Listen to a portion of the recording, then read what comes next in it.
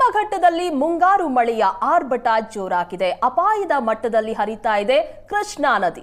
ನದಿಗೆ 60,000 ಕ್ಯೂಸೆಕ್ಸ್ ಒಳಹರಿವಿದೆ. ಪಶ್ಚಿಮ ಘಟ್ಟದಲ್ಲೂ ಸಹ ಮುಂಗಾರು ಮಳೆಯ ಆರ್ಭಟ ಜೋರಾಗಿದ್ದು ಕೃಷ್ಣಾ ನದಿ ಅಪಾಯ ಮಟ್ಟದಲ್ಲಿ ಹರಿತಾ ಇದೆ. ನದಿಗೆ 60,000 ಕ್ಯೂಸೆಕ್ಸ್ ಒಳಹರಿವಿದೆ.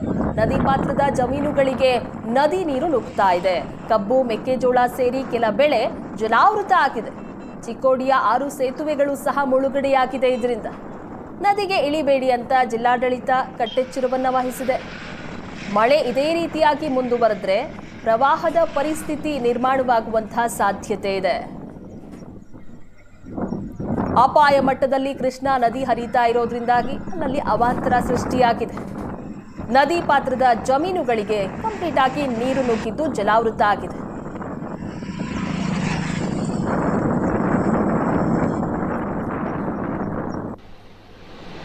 ಪಶ್ಚಿಮ ಘಟ್ಟಗಳಲ್ಲಿ ಭಾರೀ ಮಳೆಯ ಅಬ್ಬರ ಕಂಡು ಬಂದಿದೆ. ಮಲಪ್ರಭಾ ನದಿಗೆ ಹೆಚ್ಚಿನ ಒಳಹರಿವು ಬರ್ತಾ ಇದೆ. ಮಳೆಯಿಂದಾಗಿ ಗೋಕಾಕ್ ಫಾಲ್ಸ್ಗೆ ಜೀವ ಕಳೆ ಬಂದಿದೆ. 170 ಅಡಿ ಮೇಲಿಂದ ಧುಮ್ಮಿಕ್ಕುವ ಫಾಲ್ಸ್.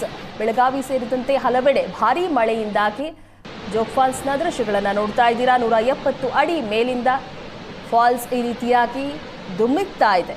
ಜೀವ ಕಳೆ ಬಂದಿದೆ ಗೋಕಾಕ್ನ ಫಾಲ್ಸ್ಗೆ.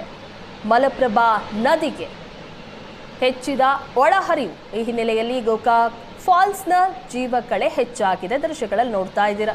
170 ಅಡಿ ಮೇಲಿಂದ ಧುಮ್ಮಿಕ್ತಾ ಇದೆ ಫಾಲ್ಸ್.